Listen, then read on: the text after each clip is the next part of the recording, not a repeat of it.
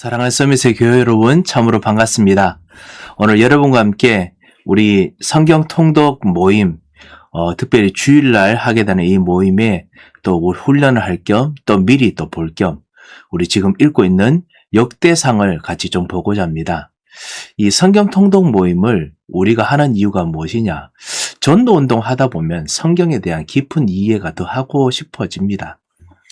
그런데 많은 성경 공부가 정말 복음, 우리가 알고 진짜 듣고 있는 그 복음을 확인해 준다기보다는 수많은 정보들이 많이 흩어져 있습니다. 그리고 정말 어떻게 보면 도움 된다기보다는 어떨 때는 이거를 알아야 되나 이런 생각이 들 때가 많지요. 그래서 이것을, 중요한 것은 좀 제대로 좀 발견하고 중요하지 않는 것은 빨리 넘어가기 위해서 우리 전도운동에 맞도록 그렇게 보는 성경 공부가 필요하다는 생각을 참으로 많이 하게 됐습니다. 그래서 어찌어찌 하다 보니까 벌써 이런 성경 통독과 말씀 운동, 말씀으로 같이 보는 흐름들을 꽤 좀 하게 된 것 같습니다. 이 성경을 같이 보면 볼수록 예수가 그리스도일 수밖에 없는 이유, 그 다음에 하나님께서 우리에게 주신 138, 복음, 그리고 하나님 나라, 그리고 성령 충만으로 증인되는 것이 구약 그리고 신약 성경 전체를 통틀어서 움직이고 있는 주제라는 것을 우리가 보게 됩니다. 세절기 메시지를 통해서도 알 수 있지요. 이런 흐름들을 발견하면서 오늘 이 메시지가 정말 요즘 우리 훈련의 메시지인 것처럼 세절기가 유대인들은 1년에 한 번씩 지킵니다. 그렇지만은 초대교회는 성령으로 말미암아 매일마다 매 순간마다 138, 6월절, 오순절, 수장절의 축복을 매일마다 매 순간마다 누렸습니다. 그래서 이 축복을 발견하기 위해서 다시 한번 이 눈으로 성경을 보고자 우리가 지금 성경을 읽고 있습니다. 그 성경 통독의 흐름을 따라가다가 지금 어디에 와 있느냐? 이 열왕기상을 지나서 역대상 하에 와 있습니다. 그래서 오늘은 역대상을 보고자 합니다. 약간 좀 헷갈리게 해놨습니다. 우리 교재는 역대상하라고 교재 한 권으로 되는 것처럼 보이는데요. 지금 이번 주에 받으신 역대상하의 부분은 첫 번째는 역대상 부분입니다. 그리고 역대상은,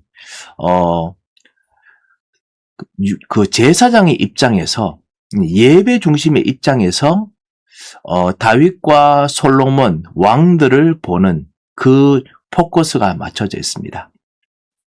그래서 예배를 드리면서 언약을 중심으로 예배하고 기도하는 사람들이 일어났던 그 삶, 그리고 거기서 실수했는 것이 무엇인가, 잘못한 것이 무엇인가, 하나님께서는 예배하는 자들에게, 이 언약 붙잡고 예배하는 자에게 어떻게 응답하시는가를 가르쳐 주시는 모든 그것을 기록했던 것이 역대상입니다.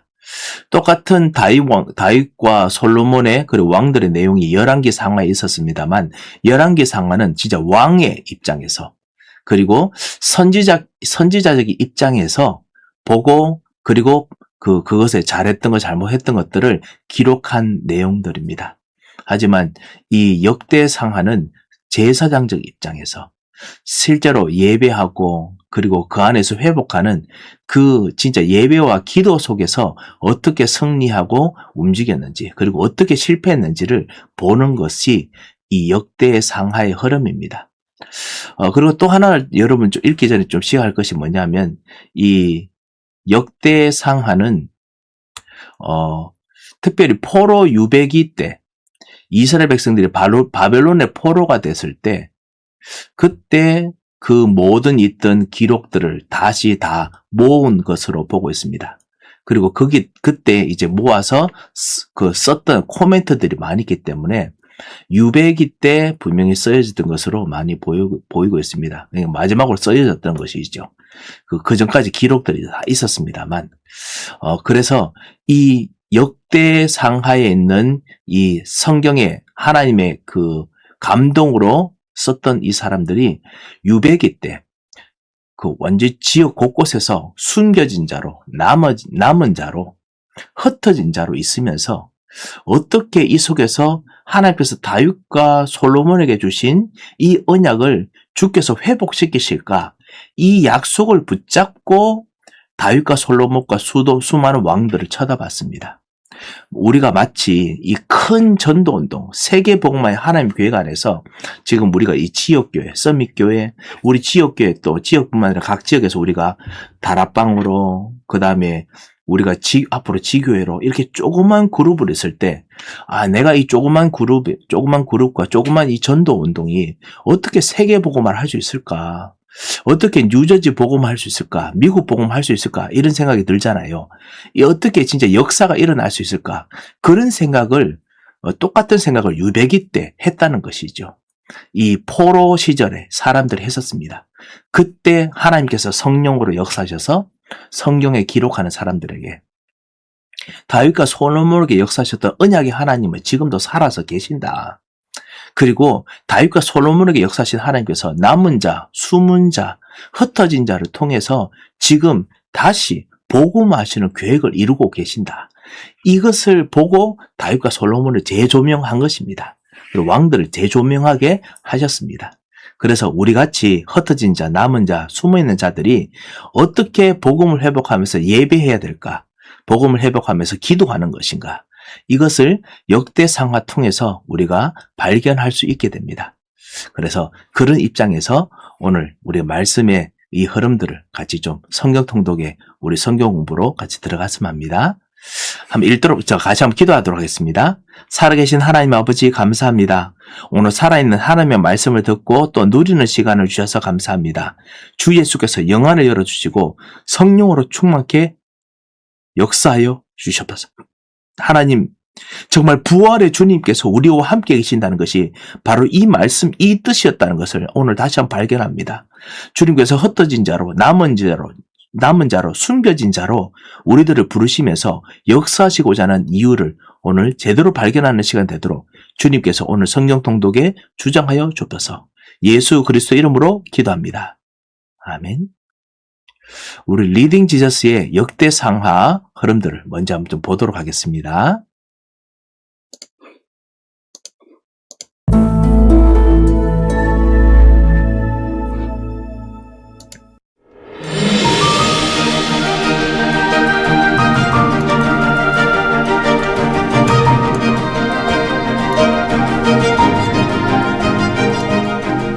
이번 영상은 리딩 지저스 2권 5번째 수업으로 역대기서를 살펴볼 것입니다.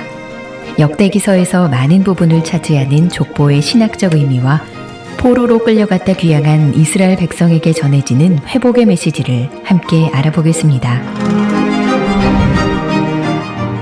역대기서는 성경의 많은 책들 가운데 중요하지 않은 책으로 오랜 기간 부당하게 취급되어 왔습니다. 사무엘서와 열왕기서의 내용이 불필요하게 반복되고 쓸모없는 족보가 가득하다는 이유로 말입니다. 하지만 역대기서는 포로 생활을 하고 돌아온 이스라엘 백성에게 의미 있는 신학적 메시지를 제공하는 중요한 책입니다.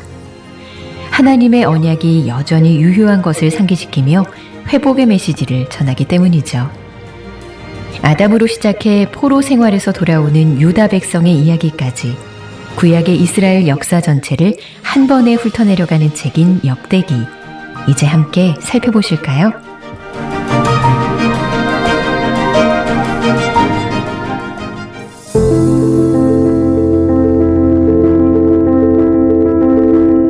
역대기서는 사무엘서와 열왕기서처럼 왕정시대를 다루지만 조금 다른 관점에서 이스라엘 천년의 역사를 기록합니다.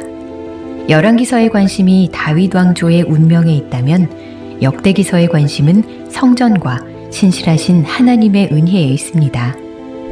역대기 저자에게 예루살렘 성전은 특별했습니다. 성전은 정치적 결과가 아니라 하나님의 작정에서 비롯된 것이기 때문입니다. 그래서 역대기 저자는 솔로몬의 배교에 주목하지 않습니다.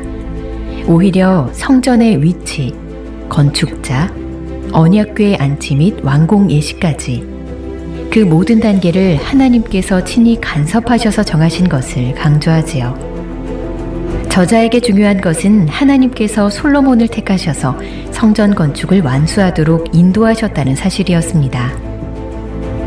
역대기는 다윗 왕조의 회복에 대한 희망이나 기대감을 강하게 드러내지는 않습니다. 오히려 독자들로 하여금 그들이 처한 현실 가운데 하나님께서 얼마나 큰 은혜를 베풀고 계시는지 보여주려고 합니다. 하나님께서는 여전히 역사 속에서 일하신다는 것, 과거와 같이 신실한 자들에겐 복을 주시고 그렇지 않은 자들에겐 심판을 내리신다는 것을 알려주는 것이죠.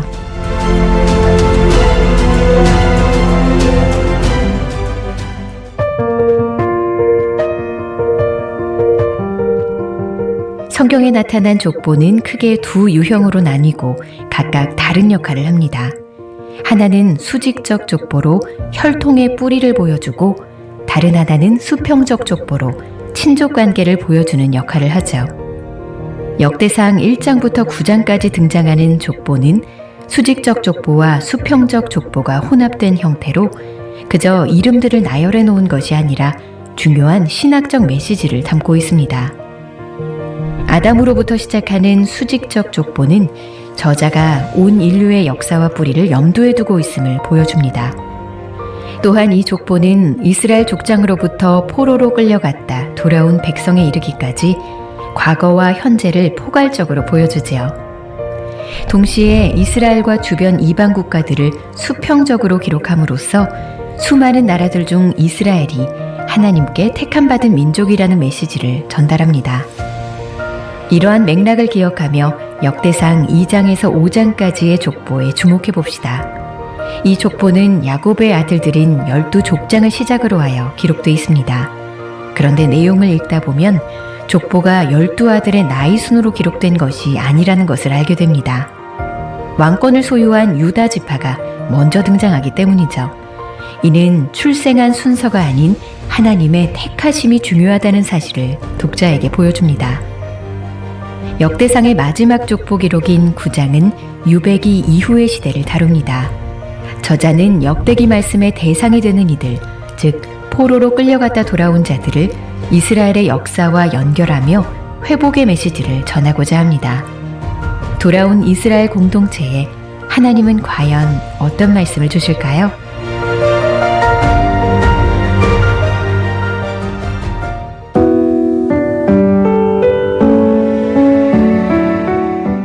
먼저 역대기에 나오는 긴 족보들 사이에 있는 특별한 기록을 하나 살펴봅시다. 바로 야베스의 기도입니다. 야베스라는 이름은 고통을 뜻하지만 그의 삶은 그 이름을 따라가지 않았습니다. 자신의 지경을 넓히시고 환난에서 벗어나는 복을 달라고 간구한 야베스의 기도를 하나님께서 들어주셨기 때문입니다. 하나님께서 한 사람의 운명을 저주에서 복으로 바꾸실 수 있는 분이심을 보여주는 것이죠. 야베스의 기도가 응답되었다는 사실은 단순한 기도 응답보다 더 넓은 차원의 의미를 갖습니다. 저주의 고통으로부터 보호해 주시기를 간구한 기도가 응답되었다는 사실은 자기 땅에서 쫓겨나 저주를 경험하고 돌아온 이스라엘 백성에게 참으로 복된 소식이었습니다. 그들은 비록 저주 아래서 포로된 자로 태어났지만 하나님께서 야베스의 고통을 축복으로 바꾸어 주셨듯 그들의 삶도 축복으로 바뀔 수 있다는 의미였기 때문입니다. 하나님께서 인간이 안고 태어난 고통의 운명을 바꿀 능력과 뜻을 가지고 계시다는 사실, 그 자체가 소망과 위로가 되었습니다. 이렇듯 야베스의 기도는 단순한 기도의 공식이 아니라 유배기 이후 절망에 빠져 있던 그들의 삶에 소망을 불어넣는 메시지를 담고 있습니다.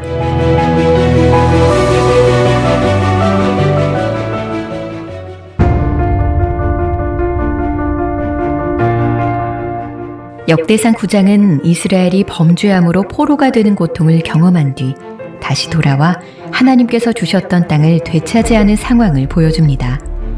하나님께서 택하신 백성이 죄로 인해 언약의 소강 상태에 들어갔지만 이제 다시 예전의 삶으로 돌아온 것입니다. 그러나 돌아온 이스라엘 백성은 주변 강대국들로부터 압박을 받으며 여전히 낙심한 상태로 남아 있었을 것입니다. 패배감에 빠진 백성들에게 역대기 저자는 이스라엘의 위대하고 풍성한 역사를 들려주며 하나님의 약속이 여전히 유효하다는 사실을 강조합니다. 신실하신 하나님께서 다윗과 솔로몬의 찬란한 영광을 재현하실 것이라는 소망을 심어주고 있는 것입니다. 역대상 10장이 사울왕의 실패 이야기로 시작하는 것은 이런 맥락에서 이해해야 합니다. 사울은 왕으로서 실패했지만 뒤를 이은 다윗은 이스라엘의 위대한 역사를 이룩했습니다. 이스라엘 백성들도 하나님을 따르는 데 실패하여 포로로 잡혀갔지만 이제 돌아와 이전의 영광을 회복할 것입니다.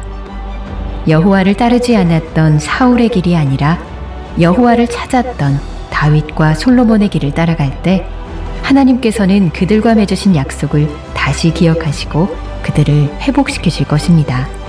역대기는 백성들에게 바로 이런 메시지를 전합니다.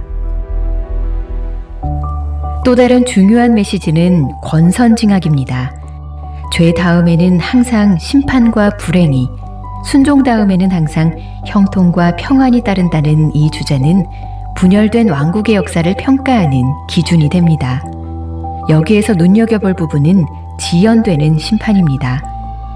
하나님께서 백성들의 순종과 회개에는 즉각적으로 반응하시며 복을 주시지만 그들의 불신앙과 범죄에 대해서는 오래 참으신다는 것입니다.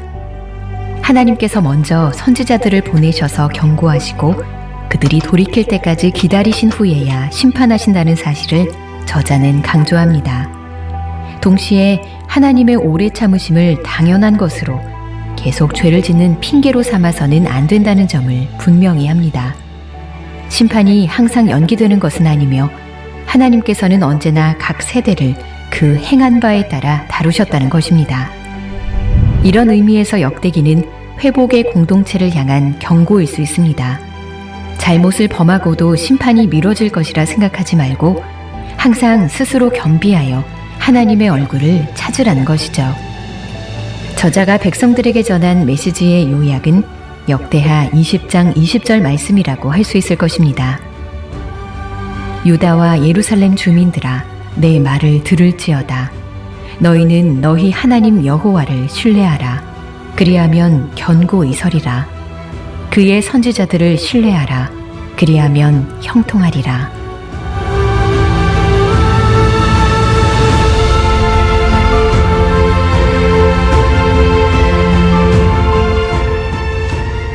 역대기서에서 가장 유명한 이야기는 야베스의 기도일 것입니다. 이 이야기는 야베스와는 완전히 대조되는 경험을 하셨던 또 다른 유다 자손의 이야기를 읽어야만 비로소 마무리됩니다. 그는 구원이라는 이름을 가진 누구보다 존귀한 분이었습니다. 그러나 그가 자신 앞에 놓인 저주와 고통의 잔을 옮겨달라고 기도했을 때 하나님께서는 그 기도를 들어주지 않으셨습니다. 우리에게 구원의 은혜를 주시기 위해서였습니다. 예수님은 죄를 범하지 않으셨기에 고통받을 이유가 없으셨습니다. 그렇지만 우리의 허물로 인해 버림을 받으시고 우리의 죄악으로 인해 상함을 입으셨습니다. 그분께서 대신 고난을 받으셨기에 야베스처럼 고통과 저주 가운데 태어난 우리가 구원을 받고 축복을 누릴 수 있게 되었습니다.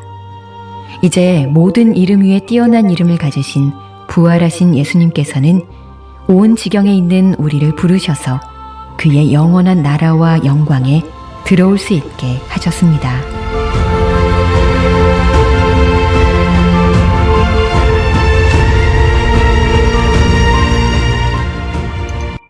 네, 아멘.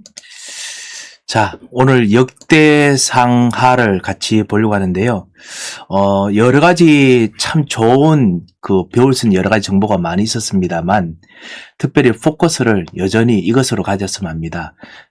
아까 유배기라고 제가 말씀드렸는데, 유배기 이후에 유배기 때 써있던 하나님의 말씀을 다시 이제 이스라엘 백성들이 돌아와서 그때부터 본격적으로 기도하면서 역대상하에 있는 내용들을 가지고 다시 한번 진짜 자신의 예배의 삶을 확인하고 기도의 삶을 확인하면서 정말 남은 자로, 흩어진 자로, 그리고 참으로 하나님께서 주신 언약을 붙잡는 자로 이 별것 아닌 사람들이, 이 완전히 무너진 이스라엘에 있는 사람들이 기도하기 시작했습니다.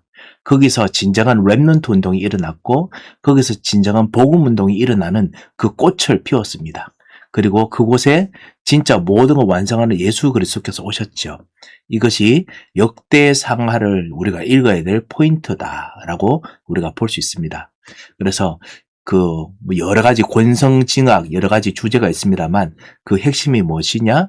진짜 복음 가지고 예배하는 사람, 그리고 복음 가지고 기도하는 사람, 복음 가지고 전도하는 사람, 여러 가지 문제 속에서 이 비밀을 가지고 서는 사람에 대한 글들이다라고 우리가 볼 수가 있겠습니다.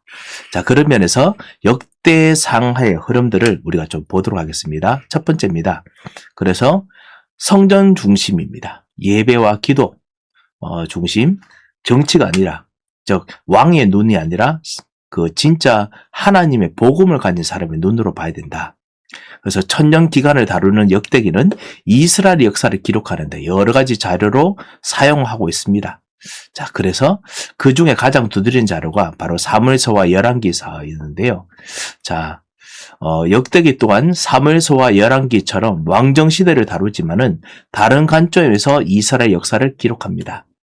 역대기 저자는 독자가 이미 사무엘서와 열왕기의 내용을 알고 있다고 전제하면서 이 축에서 어렴풋이 다룬 것은 새로운 측면에서 재조명하고 반대로 자세히 다룰 것은 어렴풋이 넘어갑니다. 왜냐하면 다른 각도다. 상호 보완적인 관점이 있다라는 것을 여러분께서 미리 읽으셨을 때 느끼셨을 것입니다. 역대기의 관점이 무엇입니까? 열왕교의 관심이 리더십 문제와 다윗 왕조의 운명이었다면, 그래서 왕으로서 정말 세상을 다스리는 능력과 일들, 그 다음에 하나님께서 주시는 언약을 어떻게 하나님께 성취하시느냐, 이것이 운명이었다면 역대의 관심은 성전입니다. 성전이죠. 무릇 북이스라엘과 남유다 왕국의 왕들은 여전히 역대기의 주요 인물이지만 그들의 역할과 사건은 2차적일 뿐이고요. 저자의 관심은 성전에 집중됩니다. 예배와 기도하는 언약을 붙잡고 가는 사람의 삶에 집중됩니다. 왜냐? 이게 남아있는 자들이 특별히 그 유배기부터 시작해서 하나님의 말씀에 그 영감을 받아서 기록하면서 하나님께 주셨던 포커스입니다. 진짜 승리하는 것은 그 예배와 기도 속에서 있는 이 복음 가진 자의 삶이거든요. 따라서 저자는 사무엘서와 열왕기의 많은 내용을 차지하는 사울 왕조와 다윗 왕조 간의 갈등에는 전혀 관심이 없습니다. 저자가 지대한 관심을 보이는 부분은 다윗의 통치 시대와 특히 성전이 건축된 솔로몬의 통치 시대입니다. 그래서 예배 중심에 예배를 세우는 그 예배를 중심으로 움직였던 그 시대 정말 많이 있습니다. 역대기 저자에게 예루살렘 성전의 특별한 위상은 정치적 결과에서 비롯된 것이 아니라 하나님의 작정에서 비롯된 것입니다. 그렇지요. 예루살렘 성전이 정말 대단한 것은 하나님의 작정이지요. 우리가 세운 것이 아닙니다. 그래서 성전의 위치, 누가 지을지에 대한 계약, 언약궤를 성전 안으로 들어오고 마지막 완공 예식에 이를 때까지 성전 건축의 모든 단계는 하나님이 친히 정하셨습니다. 자, 그래서 그렇기 때문에 이 점이 솔로몬 배교에 대해서 역대기 저자가 침묵하는 이유입니다. 하나님께서 정하셨는데 그렇기 때문에 솔로몬의 배교했다고 하나님께서 하신 것이 무너지냐? 하지 않기 때문에 그래서 저자가 많이 이야기하지 않습니다. 저자에게는 그렇게 중요한 문제가 아니었습니다. 가장 중요한 것은 하나님께서 솔로몬을 택하셔서 성전을 건축하게 하시고 그 임무를 완벽하게 완수하도록 인도하셨다라는 사실입니다. 이것이 지금 우리 전도 시대를 살고 있는 우리들에게도 똑같은 교훈이 있지요.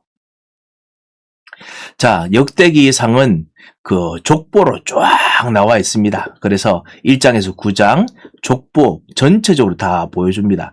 수직적 족보, 그 다음에 모든 또 병렬적인 족보들, 그 다음 바벨론 포로 후기 시대 때 족보들까지 쫙 보여줍니다. 그거 통해서 지금 우리가 여전히 동일한 하나님 언약을 가지고 예배와 기도 속에서, 즉 언약 속에서 흩어진 자로서, 남은 자로서, 그리고 남길 자로서 지금 세워져 있다. 이거 지금은 같이 한번 족보로 적어주는 겁니다. 그리고 난 이후에 그 통일 왕국 시대 때 다윗과 솔로몬이 하나님께서 어떻게 인도하심을 통해서 성전을 건축하고 예배와 기도에 성공하게 됐느냐.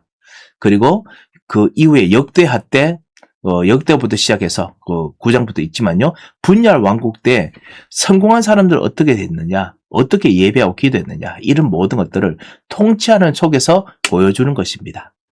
따라서 역대기 저자가 솔로몬과 다윗을 긍정적으로 묘사한 것은 다윗 왕조에 대한 미래에 대한 기대가 아닙니다. 나라가 잘 되는 것 아닙니다. 역대의 마지막 부분이 열왕기하와 달리 다윗 왕조의 운명에 대해서 관심도 없고요. 다윗 왕조가 바로 회복하리라고 기대하지도 않습니다. 역대기 저자가 가지고 관심이 뭐냐?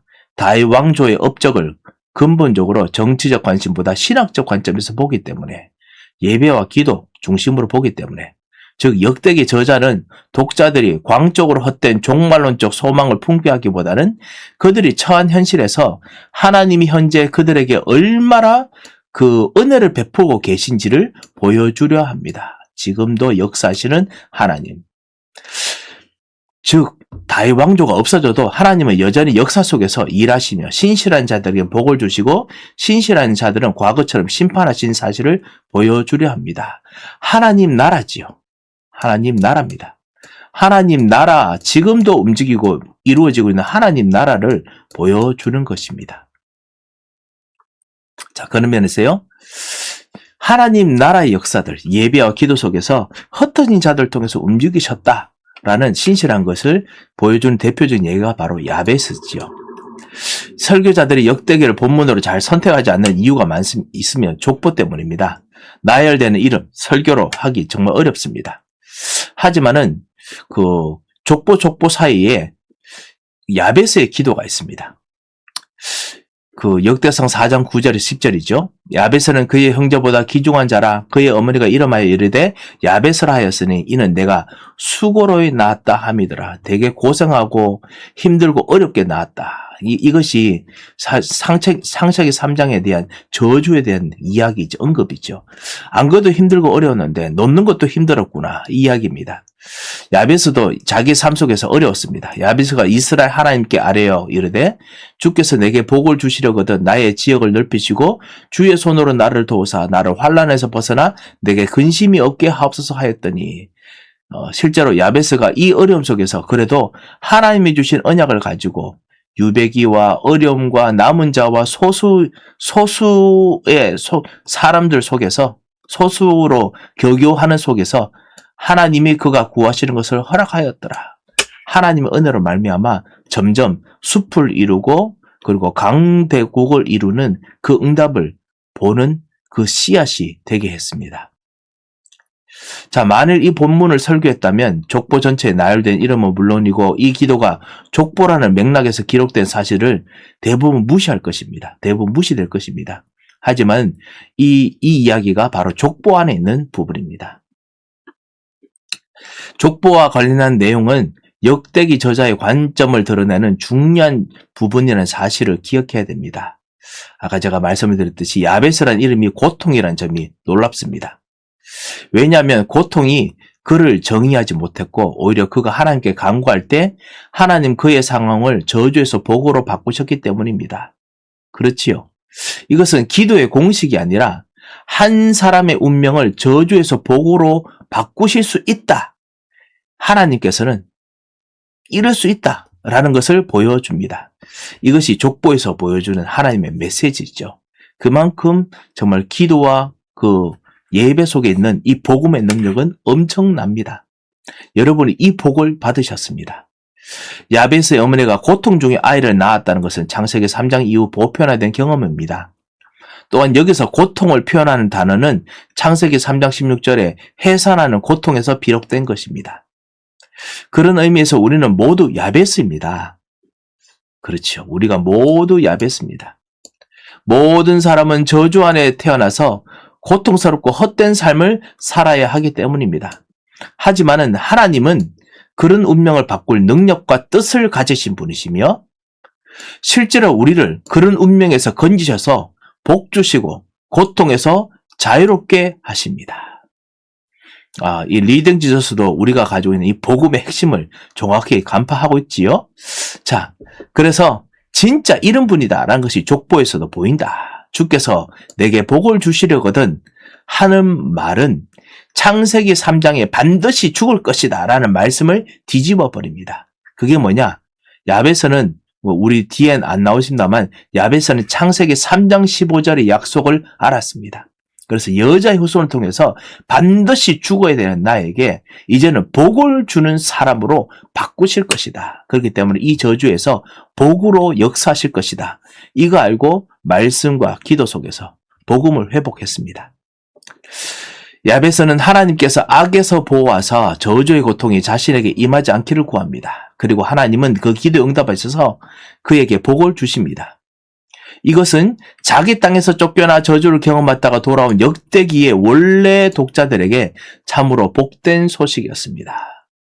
그래서 저주를 경험하고 거기서부터 역대상하를 쓰면서 읽었던 사람들, 그리고 돌아와서는 역대기를 통해서 매일마다 읽었고 확인했던 사람들에게는 맞다라고 보는 부분이었지요.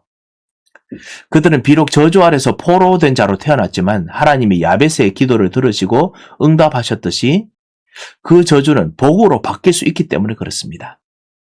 하지만 야베스 이야기는 더 큰 이야기의 일부에 불과합니다. 이 이야기는 궁극적으로 야베스 완전히 대조적인 경험을 한 사람, 유다 자손의 수백 년의 이야기를 읽어야만 비로소 마무리됩니다. 그 이름은 구원이라는 뜻을 가진 예수 그리스도입니다. 아까 우리가 보셨듯이 야베스는 이렇게 구원받았지만은 예수 그리스도께서는 이 구원의 자녀들로 야베스의 후손으로 태어나셨지만은 이 구원의 혜택을 받기를 원치 않으셨습니다. 그리고 이 구원의 혜택을 우리들에게 주시기 위해서 모든 저주들을 다 받으셨습니다. 하나님께 오히려 정말 할 수 있다면 이 모든 것들을 아버지 뜻대로 내게 달라고 기도하셨습니다. 우리의 모든 저주를 담당하신 주 예수를 우리 찬양해야겠습니다. 하나님의 택하시고 택하신 사람. 족보는 기본적으로 두 가지 역할을 합니다. 하나는 수직적 족보로서 혈통의 뿌리를 보여주고 하나는 수평적 족보로서 친족 관계를 보여줍니다. 수직적 족보의 전형적 예는 예수님 족보입니다. 그래서 마태복음에서 예수님의 족보는 아브라함까지 올라가고 누가복음에서는 아담을 거쳐서 하나님까지 올라갑니다. 그래서 하나님의 자녀다라고 이야기하는 부분을 이야기하려고 합니다. 두 수직적 족보의 초점은 다르지만 둘 다 예수님의 혈통적 뿌리를 가리킵니다. 그래서 마태는 예수님의 유대인 혈통을 말하며 예수님께서 참 아브라함의 참 후손임을 강조하고요. 누가는 이방인들을 위해서 예수님은 아담의 후손이라고 제시하면서 예수님께서는 모든 사람들의 자손이었고 그리고 우리도 예수 그리스도 통해서 하나님의 자녀가 되어야 됐고 될 수 있다라는 것. 그게 바로 예수님의 보편성입니다. 그 모든 사람들을 위한 하나님께서 만드신 하나님의 자녀들, 하나님께서 만드신 사람의 자녀들, 이것이 바로 예수님의 보편성인데요. 이거를 강조합니다. 전도하려고 누가가 보았던 하나님 주신 메시지였지요. 자, 이런 수직적 족보와 달리 수평적 족보는 넓이, 깊이가 엄청나게 넓습니다. 왜냐하면 폭넓기 때문에 폭넓은 관계를 밝혀줍니다. 그래서 역대상 25장 족보를 보면요. 그 좋은 예입니다. 모두 이름 없는 레위 사람들의 족보지만 찬송을 맡을 다음 세대 레위인들에게는 자신들이 한 조상에서 나온 후손으로서 성전에서 한 공동체로 함께 섬길 것이기 때문에 매우 중요했습니다. 모든 사람들의 이름이 다 들어와 있을 것이다. 그리고 자기 이름도 여기 속해 있다라는 것을 보게 되지요. 그래서 우리가 다 이런 수평적인 족보적인 흐름들 가지고 우리가 그 역대상을 보고 우리가 은혜를 받습니다. 나도 정말 이런 하나님의 놀라운 하나님의 계획 속으로 들어왔구나. 자, 이걸 알 수 있게 되지요. 이런 개념을 바로 이해하고 보면 역대상 1장에서 9장의 족보는 수직적 족보와 수평적 족보의 혼합된 형태로서 단지 서로 무관한 쾌쾌 묵은 이름들의 나열이 아니라 보다 중요한 메시지와 근본적인 신학적 진술을 담고 있음을 알게 됩니다. 역대상은 우선 가장 기본적인 수직적 족보의 형태로 이름을 나열하는데 처음이 아담입니다. 그렇죠? 역대기 저자는 온 인류의 역사와 동시에 저자 당시의 역사를 염두에 둡니다. 그래서 아담부터 주변 국가들의 족장을 간단히 언급하면서 이스라엘을 그 뿌리는 물론이고 주변 국가도 연결합니다. 즉 이스라엘은 단지 아담으로부터 나온 여러 나라 중 하나가 아니라 하나님께서 택하신, 그 가운데서 하나님 택하신 부름받은 민족, 그 가운데서 하나님 택하신 부름받은 민족이라는 중요한 메시지를 보여줍니다. 그래서 여러 나라 속에서 부름받은 민족. 그리고 역대상 2장에서 5장 족보는요, 이스라엘의 하나님 계획 중심에 있음을 알립니다. 12족장부터 시작해서 유다 자손 다윗 족보를 다루면서 왕들이 하나님의 계획의 중심에 있음을 알려줍니다. 그래서 하나님의 계획 속에 들어가야 된다. 절대 계획 속에 들어가야 된다. 이거 말하는 것이었지요. 그 후에야 비로소 시몬, 루벤, 갓, 므낫세, 반지파로 차례로 기록하는데 출생 순서가 아니라 하나님의 택하심이 중요하다는 신학적 기본 원리. 그래서 유다 자손이 먼저 세웠던 것이죠. 하나님의 택하심에 대한 부분 이야기를 합니다. 이처럼 역대상 1장, 8장이 그 족장부터 왕족 시대를 다뤘다면 마지막 9장은 포로가 되었던 자들을 1절에 직접 언급하면서 유배기 이후의 시대를 다룹니다. 그래서 포로에서 돌아온 자들과 이스라엘의 역사와 연결하기 위해서 다윗과 솔로몬이 누렸던 영광과 모든 족장에서 아브라함까지 그리고 궁극적으로 아담까지 다 연결하는 것입니다. 포로에서 돌아온 자들을 위해서요. 유배기를 마치고 돌아온 이 회복 공동체는 대부분 유다, 시몬, 베냐민, 레위 지파 자손으로 이루어져 있었고 이 공동체가 역대기 말씀의 대상이었기 때문에 그래서 모든 것의 정리를 유배기 이후에 다 이 역대상하의 말씀을 계속 읽었습니다. 하나님의 역사, 하나님의 계획 중심에 있으니까 우리가 무엇을 해야 되느냐? 남은 자로서 이것이죠. 다시 찾아올 회복. 그래서 역대기 메시지 첫 번째가 뭐냐? 역대기 저자가 이 회복 공동체에게 전하고 싶은 메시지는 무엇입니까? 9장 1절입니다. 온 이스라엘이 그 계보대로 전수되어 그들을 이스라엘 왕조 실록에 기록되니라. 그러면서 유다가 범죄함으로 말미암아 바벨론으로 사로잡혀 갔더니 그 말 짧은 구절은 유배기가 이스라엘 역사의 끝이 아니라 오히려 그 반대다. 끝이 아니라 시작이다.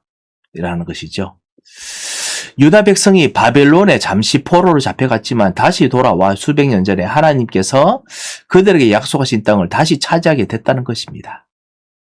하나님께서 회복하신다. 하나님께서 택하신 백성이 약속의 땅에서 잠시 지은 죄로 인해서 잠시 언약의 소강 상태로 들어갔지만 이제 그 포로 시절은 지나간 일이 되었고 그들은 다시 예전 삶으로 돌아왔습니다. 무엇부터 시작하겠느냐? 이야기지요. 포로에서 돌아온 이스라엘은 여전히 약소국으로서 주변 광대국에 계속 압박받으며 많이 낙심했을 것입니다. 흩어진 자, 그리고 정말 남아있는 자밖에 안 됐을 것입니다. 하지만은 이때 다윗과 솔로몬은 무엇을 했느냐? 에스겔서에 예언된 같은 위대한 소망을 기대했다면 내가 내 성전을 세울 것이다 했지만은 낙심이 컸을 것입니다. 이러한 패배감을 떨치기 위해서 역대기 저자 하나님께서 주신 말씀이 무엇이었느냐? 비록 이스라엘 수는 적으나 위대하고 풍성한 역사의 후손이다. 언약을 받은 자들이다. 그 아브라함 통해서 진짜 모리알 같이 많게 하겠다는 하나님의 약속의 사람이다. 그러면서 하나님이 그들 조상에게 주신 모든 약속은 여전히 지금 기다리고 있다. 유효하다. 그리고 하나님의 관심이 돌아온 이 작은 공동체에 맞춰져 있다. 하나님의 관심이 다시 돌아온 이 작은 공동체에 지금 맞춰져 있다. 하나님은 당신들을 통해서 절대 계획을 이루기를 원하신다. 절대 언약을 이루기를 원하신다. 이걸 강조하는 것입니다. 그래서 다윗과 솔로몬의 왕조가 누렸던 영광은 하나님이 친히 자신의 약속을 신실히 지키신 결과이기 때문에 된 것이다. 그렇다면 우리도 똑같은 그들이 놓친 이 복음을 회복하면 다시 위대한 미래를 누릴 수 있다라고 이야기하는 것입니다. 역대기는 족보 기록 이후 10장에서 사울이 왕으로서 실패했다고 간단히 언급하면서 시작하는데 사울 실패 이후에 다시 다윗이 영광을 가져왔습니다. 그래서 아무리 무너져 있는 상태라도 다시 언약으로 회복하는 사람들의 이야기를 보여주는 것입니다. 역대기는 하나님을 따르는데 실패해서 포로로 잡혀갔다가 다시 이전 영광을 회복하는 패턴. 하나님을 따르는데 실패해서 포로로 잡혀갔다가 다시 이전 영광을 회복하는 패턴을 처음부터 제시하면서 시작합니다. 자, 이제 우리가 역대기를 읽어야 될 이유, 그리고 역대기상을 통해서 보는 메시지죠. 사울은 여호와를 찾지 않아서 버림받았지만 다윗과 솔로몬은 여호와를 찾았고 특별히 예배하는 성전을 건축하고 올바른 복음적 예배를 수립했습니다. 바로 그 성전이 역대기의 모든 내용의 중심이 될 것입니다. 하지만 역대기에서 실제 성전 건축에 대한 묘사는 다른 본문에 대해서 비해 훨씬 짧고 간결합니다. 건축보다는 솔로몬 성전의 성전 봉헌 기도, 그리고 이에 대한 하나님의 응답에 초점을 두기 때문입니다. 그렇지요. 예배와 기도 중심입니다. 그래서 이 내용은 역대기의 나머지 역사에서도 헌장 같은 역할을 하면서 저자가 추구하는 원리가 무엇인지 반복해서 기록으로 남게 하고 그렇게 함으로 그 원리가 이스라엘에게 어떻게 적용되는지 보여줍니다. 헌장 같은 역할을 했다. 이거 참 좋은 말 같습니다.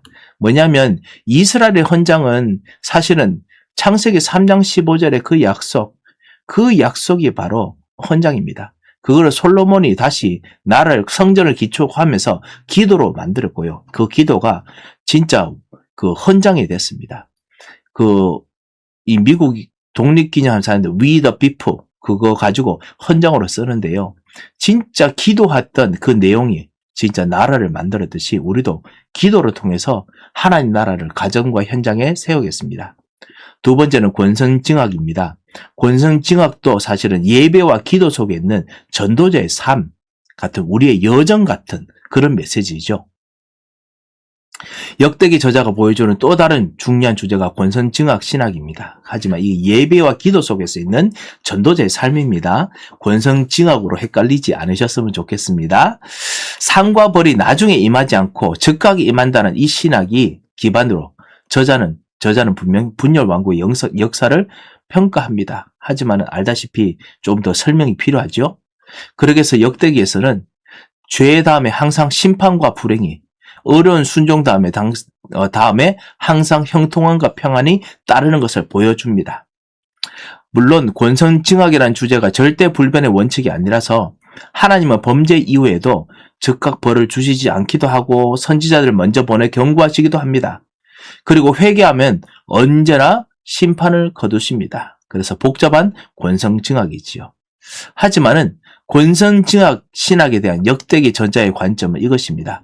하나님은 백성의 순종 시에는 즉시 복을 주시고 회개하는 자들을 즉시 용서하시지만 반면에 회개하지 않는 자들에게는 오래 참고 경고하시며 그 후에 심판하신다는 사실을 가르칩니다. 하나님은 회복하기를 원하십니다. 반드시 심판하시지만은 회복을 더 원하십니다. 사랑이 많으시고 은혜가 많으신 하나님이십니다. 그렇지만은 하나님의 정의가 없는 것이 아니다 이거지요. 그런 면에서 동시에 역대기 저자는 하나님의 오래 참으심을 당연히 여겨서는 안 되며, 그렇지요. 그리고 계속 죄짓는 핑계가 될 수도 없다라고 분명히 말합니다. 그래서 물론 이러한 신학적 관점이 역대기만이 아니라 성경에서 다양한 모습으로 나타나지만 역대기만은 독특한 이 주제를 계속 반복하는 빈도가 엄청 많습니다. 빈도수에 있습니다. 역대기만의 독특함은 이 주제를 계속 반복하는 빈도수에 있습니다. 계속 보여줍니다. 그래서 역대기 저자는 어떤 이유로 이스라엘 역사를 이런 관점에서 보여주고자 했습니까? 다시 말합니다. 회복하려는 공동체, 흩어진 자, 남은 자, 다시 모이는 자, 다시 언약을 가지고 살리는 자들을 위한 복음 메시지입니다. 그래서 사무엘서와 열왕기는 유배기가 오랜 기간 미뤄졌다가 마침내 임한 심판까지 보여주려 했습니다. 출애굽 이후부터 계속 쌓인 죄 때문에 하나님은 그들을 벌하실 수밖에 없었습니다. 하지만 이스라엘의 멸망은 어떤 이들의 의욕처럼 하나님이 약속을 지키지 않으셨기 때문에 아니었습니다. 그치요? 오히려 그 반대로 하나님이 그제서야 비로소 그들의 죄한 벌을 내리셨기 때문에 그렇습니다. 하나님께서 나중에 결국 벌을 내리셔야 했습니다. 역대기 저자는 하나님의 심판은 항상 연기되는 것이 아니다. 그리고 하나님은 언제나 각 시대에 행한 바에 따라서 다루시지만 회개하는 자들에게는 언제나 자비를 베푸신다라는 것을 강조하는 것입니다. 그래서 역대기는 열왕기와 반대되는 관점이 아니라 균형을 이루는 관점입니다. 열왕기는 그래서 영원한 하나님의 나라에 대한 부분을 계속 보여주죠. 그러면 저 왕들이 했던 잘못도 어떻게 되느냐? 자, 그것에 대해서 역대기가 답을 주죠. 균형을 이룹니다. 역대기는 회복 공동체를 향해서 우리 같이 남아있는 자들, 다시 일으키는 자들을 통해서 안주하지 말라면서 던지는 경고입니다.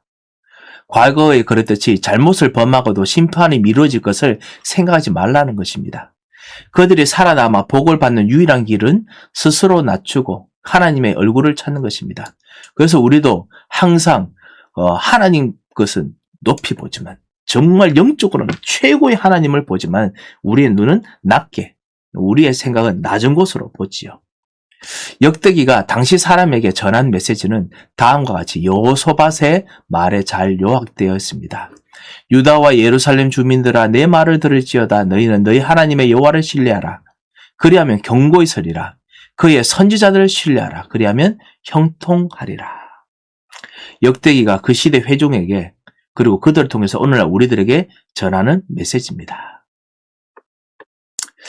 자, 역대기의 유명한 부분 야베스의 기도 아까 보았지요. 하지만 야베스보다 주 예수 그리스도, 그는 구원이란 이름을 가진 존귀한 분입니다. 그러나 그가 저주의 잔을 옮겨달라고 기록했을 때 하나님이 듣지 않으십니다. 그리고 오히려 그걸 아시고 예수님께서도 이후에는 저주의 잔을 받기로 하셨습니다. 그리고 그렇게 기도하셨습니다. 그는 고통받아야 될 죄를 범한 적이 없었지만 우리의 죄악과 허물 때문에 상함을 입으십니다. 바로 우리 예수 그리스도시죠. 그가 대신 고난을 받으셨기 때문에 야베스처럼 고통과 저주 가운데서 태어난 우리가 구원을 받고 축복을 누리고 저주와 운명에서 벗어나게 됐습니다. 그래서 모든 이름 위에 뛰어난 이름을 가지신 부활하신 예수님이 온 지경에 있는 흩어진 자 남은 자들을 부르셔서 영원한 하나님 나라로 영광으로 초대하시고 만들어 가십니다. 그것이 바로 우리지요. 그래서 이런 역대기 상하에 있는 이 흐름이 우리들에게 지금도 예수 그리스도를 통해서 이루어지고 있습니다. 그래서 이런 역사들 우리가 좀 보다 보면 정말 남은 자, 모은 자에서 봐야 될 부분들 그걸 깨닫게 되는데요. 특별히 역대기 하통에서도 보기 때문에 역대기 상에서는 두 가지 포커스로 지금 리딩 저자스가 질문을 합니다. 첫 번째가 뭐였냐면요. 예배와 기도 중심, 두 번째는 권성징악, 정말 오히려 하나님을 두려워하라. 선지자들을 두려워하라. 그래서 그 가운데서 하나님께 주시는 언약을 반드시 지키시는 비밀을 반드시 회복하라. 자, 그래서요. 1번입니다. 역대기는 최초 인간 아담부터 시작해서 그래서 누구들이 유대인들의 포도 생활을 끝내고 고향으로 돌아가는 이야기로 마무리됩니다. 이 고레스 왕인가요? 아니면 고레스 왕이죠? 예, 고레스 왕이 돌아가라고 했었지요. 칙령을 베풀었던 고레스 왕이 유대인의 포로 생활을 끝내고 고향으로 돌아간 이야기로 마무리됩니다.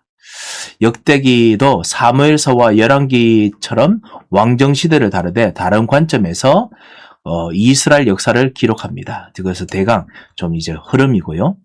자, 성경 수업 통해서 보는 이 부분은 2번부터입니다. 역대기의 관심은 신학적인 부분입니다. 예배와 기도입니다. 저자가 지대한 관심을 보이는 부분은 다윗의 통치 시대와 혹시 관심이 신학인데 성전인가요? 정답이 성전인 것 같습니다. 예, 성전이죠. 예배와 기도로 하면은 맞기는 맞지만 정확하지는 않은가 봅니다. 그래서 역대기의 관심은 성전입니다. 예배와 기도입니다. 저자가 지대한 관심을 보이는 부분은 다윗의 통치 시대와 특히 성전이 건축된 솔로몬의 통치 시대입니다. 또한 역대기의 저자는 뭐뭐가 없어져도 하나님 여전히 역사 속에서 일하시고, 그리고 모험한 자는 복을 주시고 모험한 자들은 과거처럼 모험하신다는 걸 보여주십니다. 저도 답을 봐야 될 것 같습니다. 신실한 부분에 대해서 이야기를 하네요. 다윗 왕조가 사라졌지만 신실한 부분이거든요. 그래서 역대기 저자는 다윗 왕조가 없어져도 하나님은 여전히 역사 속에서 일하시고 신실한 자들, 언약을 따라가는 복음적인 자들에게는 복을 주시고, 그리고 언약을 따라가지 않는 자들, 신실하지 않는 자들은 과거처럼 하나님께서 심판하신다라는 것을 보여주시려고 합니다. 라고 되어 있습니다. 족보는 기본적으로 두 가지 역할을 합니다. 하나는 수직적 족보로서 혈통의 뿌리를 보여주고, 또 하나는 수평적인 족보로서 친족 관계를 보여줍니다. 그래서 역대상 1장에서 2장 9 족보는 수직적 족보와 그리고 수평적 족보의 혼합적 형태를 가지고 있는데, 중요한 메시지, 근본적인 신학적 진술이 무엇이냐? 혹시나 여기 나옵니까? 예, 나오지 않는다면 이 부분을 볼 수 있겠지요. 수직적 부분은 무엇이냐? 여러 나라 속에서 하나님께서 우리를 택하셨다. 두 번째, 수평적 족보는 그곳에 내가 있다라는 것입니다. 그곳에 내가 있다. 첫 번째는 여러 사람들 중에서 하나님이 나를 택하셨다. 두 번째, 수직적 족보고요. 수평적 족보는 그곳에 수직적 개념 안에 내가 들어가 있다. 수평적 족보의 의미지요. 그 안에 내가 들어가 있다. 친척이든지 아니면 남은 자든지 숨어있는 자들이지만 하나님께서 나를 속해 있다라는 메시지를 가지고 있습니다. 그래서 하나님께서 언약의 계획을 가지고 계신다라는 것이죠. 온 이스라엘이 뭐뭐대로 계시되어 그들은 이스라엘 왕조실록에 기록되니라. 그리고 유다가 무엇으로 말미암아 무엇으로 사로잡혀 갔더니, 온 이스라엘이 계보대로 계수되어 그들은 이스라엘 왕조실록에 기록되니라. 수평적 족보되지만 유다가 하나님께 범죄함으로 말미암아 바벨론으로 사로잡혀 갔더니, 그 흐름들이 역대상의 이 이야기입니다. 실패부터 시작됩니다. 실패부터 시작되는 이야기들을 계속 이야기하면서 우리가 회복돼야 된다. 그래서 역대기에는 항상 죄 다음에 심판과 그리고 불행이, 그리고 의로운 순종 다음에 항상 형통함과 평안이 따릅니다. 그래서 항상 이 죄 다음에 심판과 불행이 따르고, 그리고 의로운 순종 다음에 항상 형통함과 그리고 평안이 따르는 것을 보여줍니다. 하나님은 백성의 순종에 즉각 복을 주시지만은 불순종하는 그래서 복을 주시고, 그리고 순종하고 회개하는 자들에게는, 순종하는 자들에게 즉시 복을 주시지만 회개하는 자들은 회개한 자에게 즉시 용서하시지만은, 반면에 순종하지 않는 자들에게는 오래 참고 경고하시는 것을 보여주지요. 자, 마지막입니다. 역대기가 그 시대 사람에게 전한 메시지는 여호수아의 말에 잘 요약됩니다. 유다와 예루살렘 주민들아, 내 말을 들을지어다. 너희는 너희 하나님 여호와를 신뢰하라. 그리하면 경고에 서리라. 그리고 그의 선지자들을 신뢰하라. 그러면 형통하리라. 자, 이것 통해서 우리가 지금 두 가지 레슨을 보았습니다. 첫 번째가 뭐냐면은 하나님께서 우리를 선택하셨다. 그리고 하나님께서는 언약적으로 지금도 복을 주시고 역사하신다. 복음 속에서 들어가야 된다. 라는 것을 가르칩니다. 자, 이것 통해서 서로 같이 이야기를 같이 하셨으면 합니다. 역대기가 기록될 당시 이스라엘은 초라한 공동체였지만 하나님의 언약은 여전히 동일하게 역사하고 있었습니다.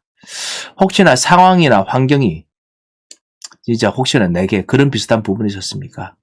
또는 상관없이 내 삶에서 역사하시는 하나님을 나는 신뢰하고 있습니까? 한번 물어보아야 했으면 합니다. 그리고 하나님께서는 계속해서 불순종하는 이스라엘에게 하나님을 신뢰할 것을 촉구하십니다. 그래서 지금도 오직 언약 속으로 다시 돌아올 것을 말씀하십니다. 나는 진짜 이분을 신뢰하고 있습니까? 세 번째, 예수님께서는 우리가 받아야 될 저주와 고통을 대신 받으시고 우리에게 구원과 복을 주셨습니다. 이런 구원의 은혜와 하늘의 복을 누리는 한 주간을 보내기 위해서 내가 실천할 수 있는 것을 나눠봅시다. 언약적인 그 신실함이 어떤 것이 있어야 될까? 한번 이야기를 나눠보셨으면 합니다. 자, 이렇게 역대상에 있는 흐름을 조금 보고 그리고 여러분과 함께 보았습니다. 역대상에 있는 이 내용들을 오늘 이 리딩 지저스의 부분들은 그렇기 때문에 성경에 있는 부분의 질문을 하기보다는 오히려 전체적인 흐름을 보고 크게 보면서 보는 어떤 그런 메시지이지요. 그래서 우리들과 함께 남은 자, 흩어진 자, 혼자 있는 그런 상황이 어떤 것인가? 거기서 하나님께서는 어떤 언약을 실현하기를 원하시는가? 언약을 제대로 붙잡고 실천해낸 사람들은 어떤 일들이 있었는가를, 그리고 하나님께서 회개하고 돌이킨 자들에게 어떻게 참으셨는가를 보면서 다시 또 새 힘을 주시는 그런 이제 말씀 운동이 되시기 바랍니다. 자, 오늘 우리 이 했던 부분에서 궁금한 점이 혹시 있으십니까? 네, 오늘 여러분이 먼저 우리가 이 언약적인 신실함, 우리가 이것을 하도록 성령께서 우리를 인도하십니다.